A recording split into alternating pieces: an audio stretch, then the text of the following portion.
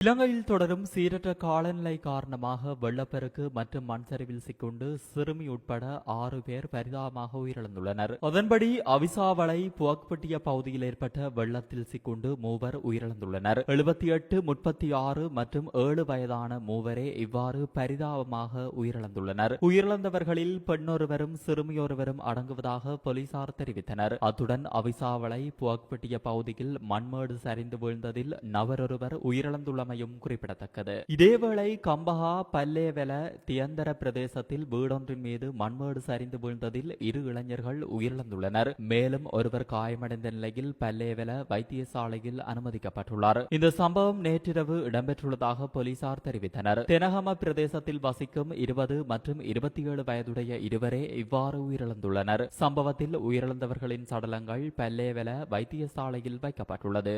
இதன்படி எஹலியகொட பகுதியில் இன்று காலை 7 மணியுடன் முடிவடைந்த கடந்த 24 மணித்தியாலத்தில் 427.5 மில்லிமீட்டர் மழை வீழ்ச்சி பதிவாகியுள்ளதாக வளிமண்டலியல் திணைக்களம் தெரிவித்துள்ளது. அத்துடன் இங்கிரிய ஹெல்வத்துர பகுதியில் 348.5 மில்லிமீட்டர் மழை வீழ்ச்சி பதிவாகியுள்ளது. இதேவேளை அவிசாவளையின் 11 கிராம சேவையாளர் பிரிவுகள் வெள்ளத்தில் மூழ்கியுள்ளன. இதனால் கொழும்பு இரத்தினபுரி பிரதான வீதியின் அவிசாவளை கொஸ்கொடவிற்கு இடைப்பட்ட பகுதியின் போக்குவரத்து முற்றாக தடைப்பட்டுள்ளது. கனமழை காரணமாக முக்கிய ரயில் பாதைகள் மற்றும் கரையோர ரயில் பாதைகளில் ரயில்வே சிக்னல் அமைப்பில் தொழில்நுட்ப கோளாறுகள் பதிவாகியுள்ளன. இதனால் ரயில் சேவைகள் தாமதமாகலாம் என ரயில்வே திணைக்களம் அறிவித்துள்ளது.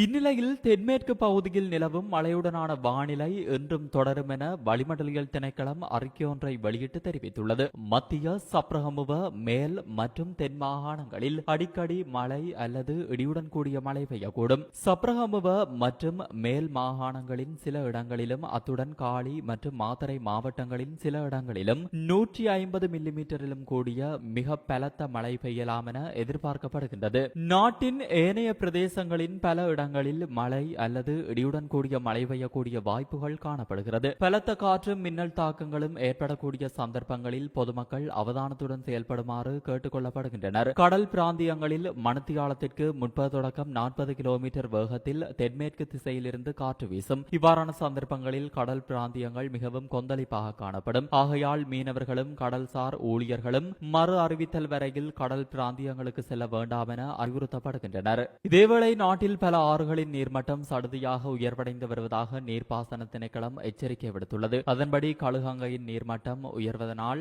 பெல்மடுள்ள நிவித்திகல எலவாத குருவிட்ட இரத்தினபுரி அயகம இங்கிரிய ஹொரணை தொடங்கொட மற்றும் மில்லனிய பிரதேசங்களுக்கு வெள்ள அபாய எச்சரிக்கை விடுக்கப்பட்டுள்ளது. அத்தோடு நில்வலா ஆற்றின் நீர்மட்டம் உயர்வதனால் பஸ்கொட கொட்டபொல பிடவெத்தர அக்குரச அத்துரலிய மாலிம்பட கம்புருபிட்டிய திகாகொட மாத்தரை மற்றும் தெவினுவர பிரதேசங்களுக்கு வெள்ள அபாய எச்சரிக்கை விடுக்கப்பட்டுள்ளது. எனவே குறித்த பகுதிகளை அண்மித்து வாழும் மக்கள் மிகுந்த அவதானமாக இருக்குமாறு அறிவுறுத்தப்பட்டுள்ளது. இதேவேளை மோசமான வானிலை காரணமாக 10 மாவட்டங்களுக்கு மண்சரிவு அபாய எச்சரிக்கை விடுக்கப்பட்டுள்ளது. கொழும்பு மாவட்டத்தின் பாதுகை பிரதேச செயலக பிரிவுக்கும் களுத்துறை மாவட்டம் மற்றும் இரத்தினபுரி மாவட்டத்தின் 12 பிரதேச செயலக பிரிவுகளுக்கும் சிவப்பு மண்சரிவு எச்சரிக்கை அறிவித்தல் விடுக்கப்பட்டுள்ளதாக தேசிய கட்டட ஆராய்ச்சி நிறுவனம் தெரிவித்துள்ளது. அத்துடன் கண்டி, நுவர்லியா, இரத்தினபுரி, காலி, கேகாலை, ஹம்பாந்தோட்டை, மாத்தரை மற்றும் குர்நாகல் மாவட்டங்களில் உள்ள 41 பிரதேச செயலக பிரிவுகளுக்கு மண் சரிவு எச்சரிக்கை விடுக்கப்பட்டுள்ளது. இன்று அதிகாலை 4 மணி முதல் நாளை அதிகாலை 4 மணி வரை